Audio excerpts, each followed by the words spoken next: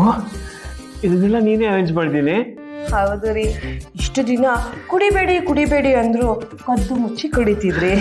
ಇನ್ಮೇಲೆ ನನ್ ಮುಂದೆನೆ ಕುಡಿಬಹುದು. ಕನಸ ಅಂತ ನೋಡ್ಕೋತಿದ್ದೆ ಸುಕ್ಕು.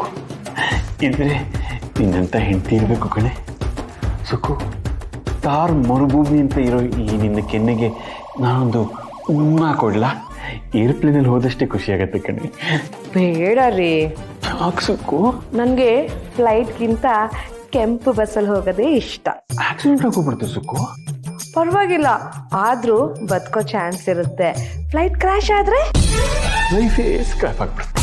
ಕರೆಕ್ಟಾಗಿ ಹೇಳಿದ್ರಿ.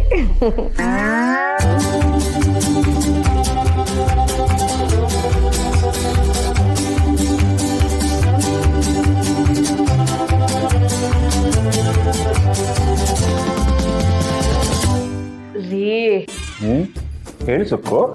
ಮತ್ತೆ ಏನ್ ಬೇಕೋ ಕೇಳು. ಚಿನ್ನ ಒಂದ್ಬಿಟ್ಟು ಇನ್ನೇನ್ ಬೇಕಾದ್ ಕೇಳು ನನ್ನ ಚಿನ್ನ.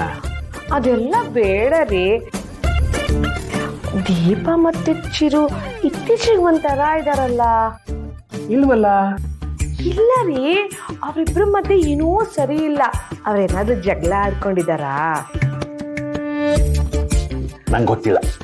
ನಿಜ ಹೇಳ್ರಿ. ಇನ್ನೊಂದು ಡ್ರಿಂಕು. ಹಾ,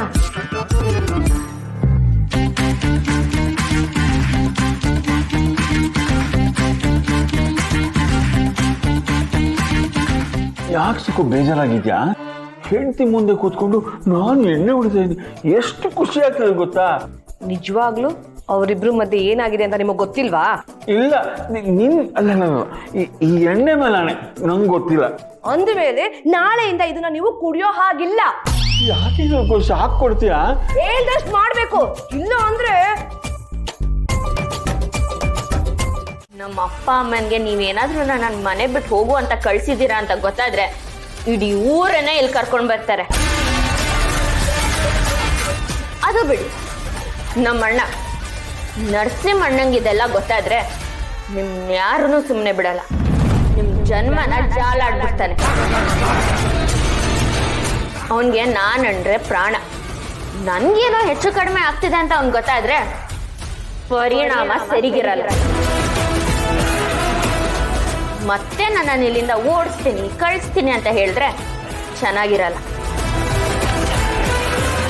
ಅಲ್ಲ ಮೇಡಮ್, ಯಾವಾಗ್ಲೂ ನೀವ್ ಕೊಟ್ಟಿರೋ ಭಿಕ್ಷೆಲ್ ನಾನು ಇಲ್ಲಿ ಇದ್ದೀನಿ ಅಂತ ಹೇಳ್ತಿರ್ತೀರ ಅಲ್ವಾ? ಈ ಸಲ ನಾನು ನಿಮ್ಗೊಂದು ಉಡುಗೊರೆ ಕೊಡ್ತೀನಿ. ಅದೇನು ಅಂತ ನೀವು ಕಲ್ಪನೆನೂ ಮಾಡಕ್ಕಾಗಲ್ಲ, ಉಪಯೋಗಿಸಿ ಇರೋಕ್ಕೂ ಆಗಲ್ಲ. ನೀನ್ ಕೊಟ್ಟ ತಕ್ಷಣ ಹುಡುಗರಣ್ಣ ನಾನು ತಗೊಂಡ್ಬಿಡ್ತೀನಿ ಅನ್ಕೊಂಡ್ಬಿಟ್ಯಾ? ನೋಡೋಣ ಅದೇನ್ ಕೊಡ್ಬೇಕು ಅನ್ಕೊಂಡಿದ್ಯೋ ಏನೋ. ನಾನು ಕೊಡ್ತೀನಿ, ನೀವು ತಗೊಂಡೆ ತಗೋತೀನಿ.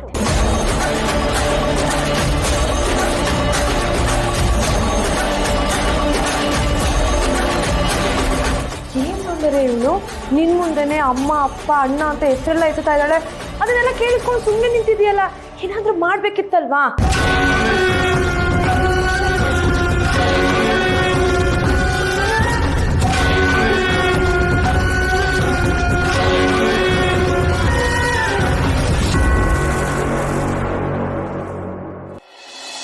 ಏನಣ್ಣ ನೀನು ಅವರೇ ಫೋನ್ ಮಾಡಿ ಅಷ್ಟು ಪ್ರೀತಿಯಿಂದ ಫಂಕ್ಷನ್ಗೆ ಬನ್ನಿ ಅಂತ ಕರೆದ್ರೆ ಆಗಲ್ಲ ಅಂತ ಹೇಳ್ತೀಯಲ್ಲ ನೀನು? ನೋಡೆ, ದೊಡ್ಡ ಮನೆಯವ್ರ ಪಾರ್ಟಿ, ನಮ್ಗೆ ಯಾಕೆ ಅದೆಲ್ಲ? ಈಗ ಮೊದಲೊಂದ್ಸಲ ದೀಪನ್ ರಿಸೆಪ್ಷನ್ ಅಲ್ಲಿ ಕುಡಿದು ಅವಾಂತರ ಆಗಿ ಅವೆಲ್ಲ ಮರ್ತ್ಬಿಟ್ಯಾ ನೀನು? ಅವಾಗ ಮನೆ ಹಾಳ ಎಸ್ಐ ಇದ್ದ, ಅದಕ್ಕೆ ಹಂಗಾಯ್ತು. ಈ ಫಂಕ್ಷನ್ಗೂ ಅವನನ್ನ ಕರೆದಿರ್ತಾರೆ ಅಂತ ಏನಣ್ಣ ಗ್ಯಾರಂಟಿ? ಅದು ಅಲ್ದೆ ನಾವೇನಲ್ಲಿ ಕುಡಿಯಕ್ಕ ಹೋಗ್ತೀವಿ, ಚಂದಕ್ ಸೀರೆ ಉಟ್ಕೊಂಡು ಫಂಕ್ಷನ್ಗೆ ಹೋಗಿ ಒಳ್ಳೆ ಫೋಟೋ ತೆಗಿಸ್ಕೊಂಡು ಹೊಟ್ಟೆ ತುಂಬಾ ಊಟ ಮಾಡಿ ಮನೆಗೆ ಬರ್ತಿದ್ವಿ, ಅಷ್ಟೇ ತಾನೇ? ಏನ್ ದೊಡ್ಡ ಹೀರೋಯಿನ್ ಇವಳು! ಚಂದ ಸೀರೆ ಉಟ್ಕೊಂಡು ಎಲ್ರ ಮುಂದೆ ನಲ್ದಾಡಿ ಫೋಟೋ ತೆಗಿಸ್ಕೊಳಕ್ಕೆ ಅಲ್ಲಿ ಬಂದಿರೋ ಗೆಸ್ಟ್ಗಳೆಲ್ಲ ನಿನಗೆ ಕಾಯ್ತಾ ಇರ್ತಾರೆ. ಹೋಗೆ, ಅವಳು ಹೇಳಿದ್ರಲ್ಲೂ ಸತ್ಯ ಇದೆ. ಅವ್ರು ಫೋನ್ ಮಾಡಿ ಕರೆದಿದ್ದಾರೆ, ನಾವು ಹೋಗ್ಲಿಲ್ಲ ಆದ್ರೆ ಬೇಜಾರು ಮಾಡ್ಕೊಳಲ್ವಾ? ನೋಡೆ, ಬರ್ತೀನಿ ಅಂತ ಹೇಳಿ ಹೋಗದೆ ಹೋದ್ರೆ ಬೇಜಾರಾಗಬೇಕು. ಈಗಾಗಲೇ ನಾನು ಹೇಳ್ಬಿಟ್ಟಿದ್ದೀನಲ್ಲ ಬರೋಕ್ಕಾಗಲ್ಲ ಅಂತ. ನರಸಿಂಹನ್ಗೆ ಫೋನ್ ಮಾಡಿ ಹೇಳ್ತೀನಿ, ಅವ್ನು ಹೋಗ್ತಾನೆ ಬಿಡು.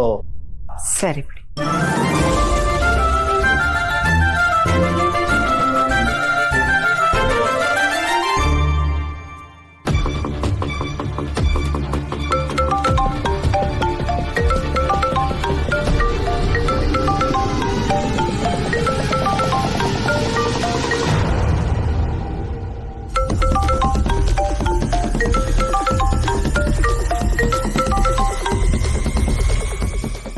ಹಲೋ ನರಸಿಂಹ ಹೇಗಿದೆಯಪ್ಪ? ಡ್ಯೂಟಿ ಎಲ್ಲ ಹೇಗಿದೆ? ನಾನು ಫೋನ್ ಮಾಡಿ ಡಿಸ್ಟರ್ಬ್ ಮಾಡಿದ್ದೇನಾದ್ರು ತೊಂದರೆ ಆಯ್ತಾ ನಿಮಗೆ? ಹಾಗೇನಿಲ್ಲಪ್ಪ. ನೀವು ಹೇಗಿದ್ದೀರಾ? ಎಲ್ಲಿದ್ರಿ? ಡ್ಯೂಟಿಲಿದ್ರಾ? ಇಲ್ಲ, ಇವತ್ತು ಮನೆಯಲ್ಲೇ ಇದ್ದೀನಿ. ಅದು ಸೌಂದರ್ಯ ಅವ್ರು ಫೋನ್ ಮಾಡಿದ್ರು. ಏನು ವಿಷಯ ಅಂತಪ್ಪ? ದೀಪು ಚಿರು ಮದುವೆ ಆಗಿ ನಾಳೆಗೆ 1 ವರ್ಷ ಅಂತೆ. ಅದಕ್ಕೆ ವಾರ್ಷಿಕೋತ್ಸವ ಆಚರಣೆ ಮಾಡ್ತಾ ಇದ್ದಾರೆ. ಅವ್ರ ಮನೆಯಲ್ಲಿ ಒಂದು ದೊಡ್ಡ ಪಾರ್ಟಿ ಅಂತೆ. ನಾನು ಬರಕ್ಕಾಗಲ್ಲ, ನನಗೆ ಇಂಪಾರ್ಟೆಂಟ್ ಡ್ಯೂಟಿ ಇದೆ. ನಾನು ಬರ್ಲಿಲ್ಲ ಅಂದ್ರೆ ಒತ್ಸಲ ಅಂಬುಜಾನು ಬರಕ್ಕಾಗಲ್ಲ ಅಂತಂದೆ. ಆಮೇಲೆ ನರಸಿಂಹ ಈಗ ಬೆಂಗಳೂರಿನಲ್ಲೇ ಇದ್ದಾನೆ, ಹೊಸದಾಗಿ ಕೆಲ್ಸಕ್ಕೆ ಸೇರ್ಕೊಂಡಿದ್ದಾನೆ. ಅವನು ಕಳಿಸ್ತೀನಿ ಅಂತ ಹೇಳಿದ್ದೀನಿ. ಅಲ್ಲಪ್ಪ, ನಾನು ಇಲ್ಲಿರೋ ವಿಷಯನ ಇನ್ನು ದೀಪು ಪುಟ್ಟಿಗೆ ಹೇಳಿಲ್ಲ. ನೀವು ಸೌಂದರ್ಯ ಅವ್ರಿಗೆ ಯಾಕೆ ಹೇಳಿದ್ರಿ? ಅದ್ರಲ್ಲಿ ಏನೋ ತಪ್ಪು. ನಾವು ಬರಕ್ಕಾಗಲ್ಲ, ನಿನಗ್ ಕಳಿಸ್ತಾ ಇದ್ದೀವಿ ಅಂತ ಹೇಳಿದೆ. ನೀನೇನೋ ಮಿಸ್ ಮಾಡ್ಕೋಬೇಡ, ಹೋಗಿದ್ ಬಾ. ಹೌದು ಮಗನೆ, ದೀಪಗೋಸ್ಕರ ಆದ್ರೂ ನೀನು ಹೋಗ್ಬಿಟ್ ಬಾ. ಮನೆಯಲ್ಲಿ ನಾವು ಯಾರು ಹೋಗ್ಲಿಲ್ಲ ಅಂದ್ರೆ ತಪ್ಪಾಗುತ್ತೆ ಕಣ. ಒಂದು ಕೆಲಸ ಮಾಡು, ದೀಪಂಗೆ ಫೋನ್ ಮಾಡಿಬಿಟ್ಟು ನೀನು ಹೋಗ್ಬಿಟ್ ಬಾ.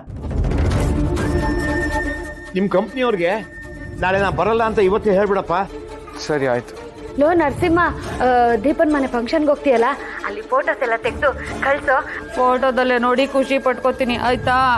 ಹಾಯ್ ಮುಚ್ಕೊಂಡಿದೆ. ಅವನಿಗೆ ಫೋಟೋಗ್ರಾಫರ, ಅಲ್ಲೋಗಿ ಫೋಟೋ ತೆಗಿಯಕ್ಕೆ. ನರಸಿಂಹ, ಅವೆಲ್ಲ ಏನು ಮಾಡಬೇಡ ಕಣ. ಹೋಗಿ ಮರ್ಯಾದೆಯಿಂದ ಊಟ ಗೀಟ ಮಾಡ್ಕೊಂಡು ಬಾರೋ. ಸರಿಯಪ್ಪ.